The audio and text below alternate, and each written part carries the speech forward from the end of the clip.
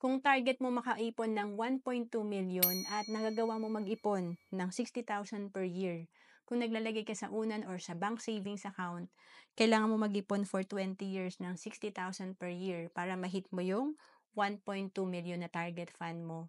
Pero pag natuto kang mag-invest, mas mabilis mag-grow yung pera mo, kaya mas maliit lang ang iipunin natin. Halimbawa sa Kaiser na 60,000 per year lang ang iipunin natin sa loob ng 7 years, may projected fund tayo na almost 1.2 million. Kapag nagsimula ka at age of 40, pag edad mo ng 65, ang projected fund mo nasa 1.8 million.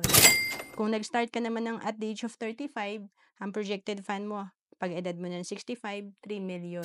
At kung mas maaga tayo nagsimula at the age of 30, pag edad mo ng 65, may projected fund ka na 4.8 million.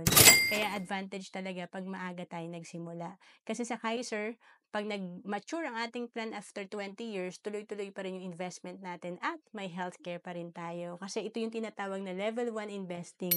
Meron ka ng tatlo. May investment ka, healthcare, and life insurance. To know more about Kaiser, message mo na ako sa FB, Joanne Celis Capistrano.